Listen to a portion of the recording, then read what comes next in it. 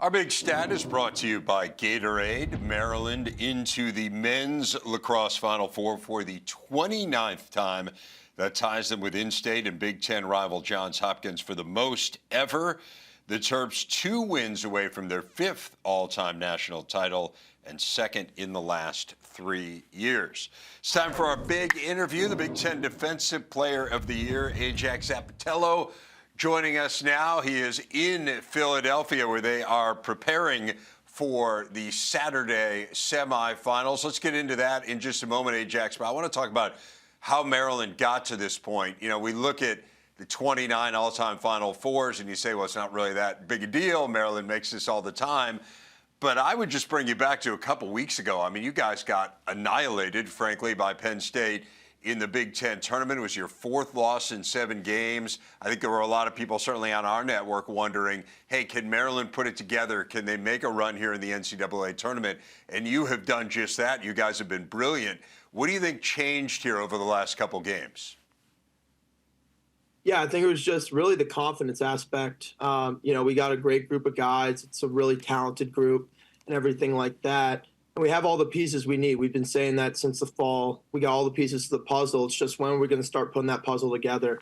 I think it definitely took a little bit longer than we expected, but it's all part of the journey. It's part of being on a team sport, everything like that. So, yeah, it's been awesome. We've definitely started clicking the last few games, but obviously looking at the most important game, which is the one right in front of us each week. So just getting back to playing Maryland lacrosse, which I think we've done a great job. And, it all falls back onto our coaching staff. Coach Tillman and the rest of the staff do a great job of just prepping us each and every week.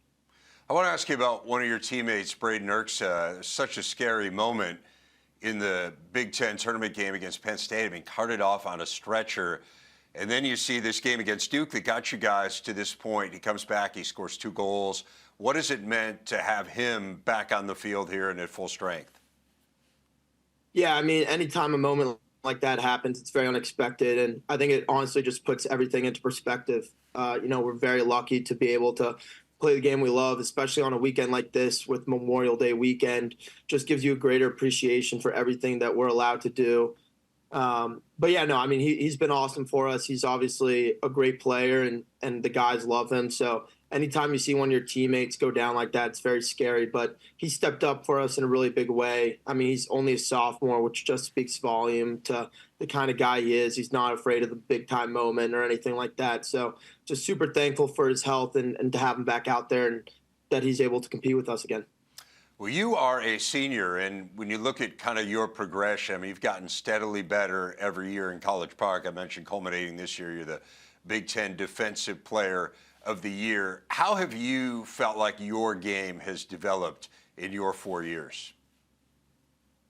Yeah, I mean, coming to a place like Maryland, you're surrounded by great players every year. As a freshman coming in, I've been able to play with some pretty spectacular players. Guys have gone on to win the Tewaaraton and everything like that. But even just on the defensive end, guys like Brett Makar, Nick Brill, Matt Rahill, all guys that have gone on to do amazing things in College Park, and then long after that, playing in the pros and everything like that. So really for me, just, following those guys, following their footsteps. We say it every year. Those guys have really laid out the blueprint for us.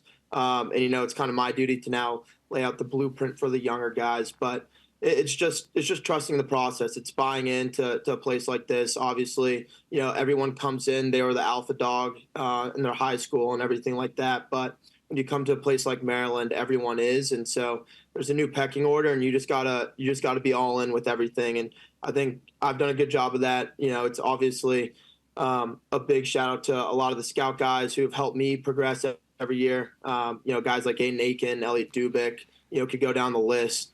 They're giving me a great matchup every week so that when it does come game time on Saturday, I'm as ready as I can be and perform at my best. So truly wouldn't be in the spot I am without those guys for, pushing me to my full potential. And then obviously the coaching staff who, it's awesome having a players coach in Jesse Bernhardt, able to pick his mind whenever I want. And he's been, not only an awesome Maryland player, but gone on to do some amazing things playing for Team USA. The accolades go on and on for him. And then obviously Coach Tillman, who knows a thing or two about lacrosse. Yes, indeed. Tell me about that time you spend with the coaches. You're really noted for your film study. Help people understand what that entails and how that carries forward to a game. Yeah, I think the biggest thing is something I found really early on for me that helps me is just film. I'm watching it. You know, we film all our practices, so being able to go back and see, okay, what I do here that was good, what I do here that wasn't great, and you know, just kind of critiquing yourself and having an open mind with that, I think is really valuable. And then you know, when we are in season and we're able to focus on matchups and everything like that, it's really nice for me to be able to meet with Coach Bernhard and get his perspective and pick his brain on what he notices. You know, like do guys like to reject picks?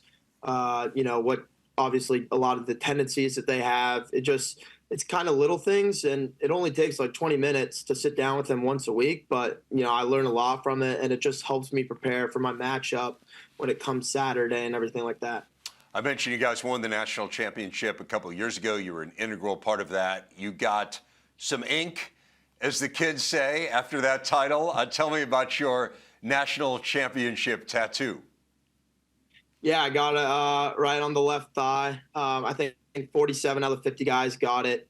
You know, obviously, like I said in the video, it just kind of to remember what that team was. It was just such a special team to be a part of. Obviously, you know, we accomplished something that we all had a childhood dream of, which is winning a national championship. And, you know, when you're able to do that with 50 of your best friends, I don't know if there's a better feeling in the world. Obviously, we're still chasing that dream, and that's in the past. And we got a new group of awesome guys, the 2024 Terps, which we've been harping on all year. But we're just trying to get back to that weekend, which we have, but take it a step further and win 2 more games and hoist that trophy again, because it is an awesome feeling that a lot of the guys on my team haven't experienced. So just trying to make that impact for those guys. And you know, I don't think there's a better way to go out in college lacrosse with winning a national championship. Well, let me leave you with this then. The first step in winning that championship is taking on Virginia. This is a team that did beat you guys earlier this year. So give me a sense of what you learned in that game